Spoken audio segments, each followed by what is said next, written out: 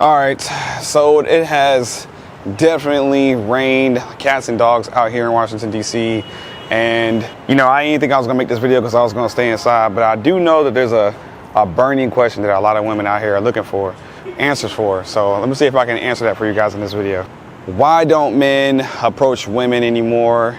You know, especially in 2025, a lot of women have been complaining, saying that men don't even try to approach anymore. So let's talk about it. All right, ladies, I know y'all not going to want to believe this, but somebody gotta tell y'all suck at body language, man.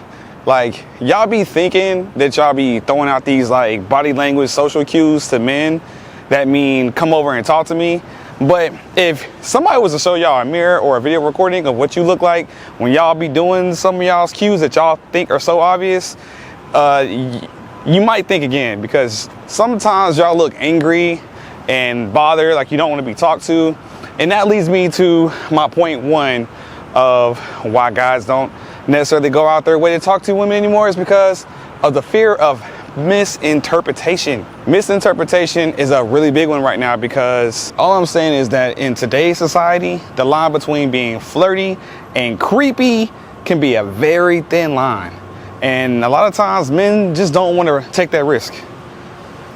I gotta be honest, it's not just about rejection anymore. You know, it's really taking a risk. I don't think women really truly realize the social risk that men are taking, you know, if they get it wrong, as far as misinterpreting, you know, the want for advancement or flirtation. If things go wrong and someone says that, hey, this guy's sexually harassing me, man, as a guy, that can really ruin your life. I mean, you can lose your job, you can lose friends, you can lose other people that are possibly interested in you. A lot can go wrong just because you decided to flirt with somebody because you thought that she wanted you to speak to her. It's crazy. And I think until women really start to see what it's like to actually, you know, have to have real repercussions for getting flirting wrong, you're not gonna really fully understand why guys aren't really just out here shooting a shot like that. And so because of that, there's a new social norm that has really risen in popularity because it's a lot less of a risk if you get it wrong, which is online dating. Online dating seems to be the new social norm that everyone, especially men, would rather try, even though it doesn't necessarily work out in our favor. We'd rather give it a try, because if someone doesn't like you, then they can just simply not respond to it. They can simply just not respond, which means you're not gonna risk anything because you got rejected. It's just like, okay, you know, and on top of that, you feel like you have an infinite number of options whenever you're on social media or social dating, you know what I'm trying to say, online dating. The Moxie, I remember that place. All right, so let's go back to this whole ambiguous body language crap that y'all be thinking y'all good at. Let's go with like a basic example. Let's say, you know, you're in a bar or something like that, you're a guy, and there's a girl staring at you, you know? You're just taking a sip from your drink or whatever, and you look at her, you lock eyes a few times, she might be staring at you. Now look, a guy might take that as, oh, she wants me to come speak at her, or come speak to her. But what if, like, you go over and approach her, and she hits you with it like, oh no, I'm good, or, you know, she feels uncomfortable all of a sudden because you're a guy approaching her in the bar, and she might be by herself. And maybe the only reason why she was staring at you is because you had something in your shirt. You know, it's really, it can really go both ways. It can be some really interesting things going on when you go off of body language. And you know what else? People really try to downplay the effects of continuous back-to-back rejection. I know, I mean, even if it's been like polite back-to-back rejection, it all adds up to a point where it starts to become demoralizing, especially if you're a guy and you're just not getting it right. Man, like, that can make you just say, I'm gonna hang it up. I'm gonna put my jersey in the Raptors from now on, because clearly I don't know what I'm doing. And you just, you know, hang it up for good. Now, when you start to couple all this stuff up with the fact that there's like a really weird issue of some really weird things going on with gender roles out here, you know, women, it seems daily, are becoming more and more masculine, especially with wanting to have careers that men generally used to have, and making just as much or more than guys. And, you know, it kind of really has warped what people expect out of the other gender in the first place. Like, men used to be valued more in general in a relationship. They used to be more dependent on, and now that they're not as dependent on anymore, I mean, it kind of has messed up the roles, and it makes people get confused on what exactly they're supposed to do anyway. Now, the fact that the gender roles keep getting more and more blurred, what also gets more and more blurred is the expectation of who's supposed to approach who first. Of course, the expectation usually has been guys to approach women first, but I mean, in today's day and age, I mean, everybody goes for what they want. You go for what you want and everything else, getting a career, you know, making more money and all that stuff. It just only starts to make sense to also go for what you want as well in a relationship. And if that means a woman approaching a guy that she finds attractive, that might have to happen first. All right, so another really big reason why men aren't out here approaching women, and it's probably the category I probably fall into as well, is because of the fact that, you know, a lot of guys just simply aren't focused on dating right now. They're focused on their careers and building up their lives and getting to where they want to be before they even think about dating. And in today's society and economy, that might take a little longer than expected.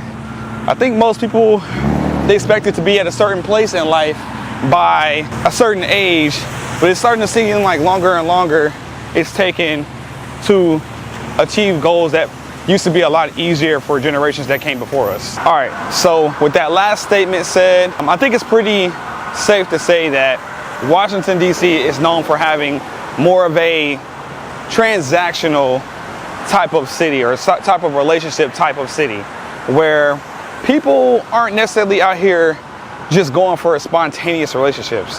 They're really looking for people who kind of fit their plan, who fit the mold of what they're looking for, and they're not just going to go for just anything. Basically, expectations are higher. People have plans, and if you don't fit it, then they're not even giving you a shot. I mean, it's almost like dating anyways feels like a job interview, to be honest with you. And then you got the transients. You know, those are basically the people who are here for a good time and not a long time. They're just here long enough to advance their careers and then move on to the next city that fits their life plan, basically. So, you know, those people off the rip aren't even looking at finding anything meaningful, because then that means they would be stuck here, or it would be really difficult to figure out how to go on to the next thing. What's up, guys? Ken and Corey here, and you guys know this is Simone. Hi. She's been on the channel a few times, and I had a question for Simone since we out here hanging out. And the question is, do you feel like gender roles, like the changing gender roles here in DC, have something to do with the reason why guys ain't trying to shoot their shot no more? Yeah, I do. I think there's a couple of different aspects of it. I think because women outnumber men in DC, there is almost a dynamic where they are, like, they're the cream of the crop. So it's not as much pressure for men to approach women because they know that there are so many that are competing for one man. So it's like, they can kind of sit back and it's like, well, you got to come to me. And even if you do come to me, it's like, I have all of the cards here. I'm holding all of the power because there's so few of me and so many of you.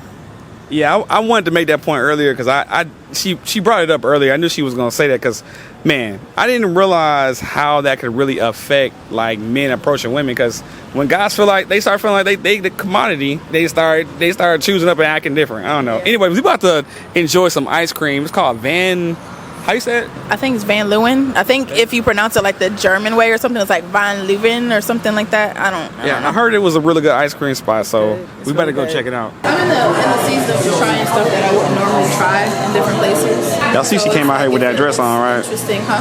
I was letting them know that you came out here with that dress on. What's the problem? What the problem is? Ice cream cake. Ice cream cake? I definitely need a scoop of that. Okay, bet. All right, guys. I just want to say thank you guys for watching the video. I just got done finished eating my ice cream here and hanging out with Simone. Shout out to Simone for pulling up. We kept talking about this. This is definitely one of those deep issues in the community where, you know, there really are times basically really are changing when it comes to the whole dating scene in general, especially here in Washington, D.C.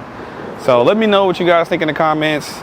Also, make sure you hit that thumbs up button. It really does help. And hit subscribe, because I'm going to be continuously talking about this dating topic. I haven't really been on it like I used to, but now I'm about to get back to it. But appreciate you guys for tuning in. It's also starting to rain again, so let me hurry get home. Not gonna lie, it's been a minute since I shot on this camera. I usually use it for my streams nowadays, but it really does do a really good job at nighttime. It definitely might have to start getting back into my arsenal when it comes to shooting vlogs. I miss shooting vlogs. Also, by the way, there's a cute girl in this ice cream store right now. I might have to go say what's up to her since we talking about guys shooting a shot. I'm gonna see you guys later on in the next video.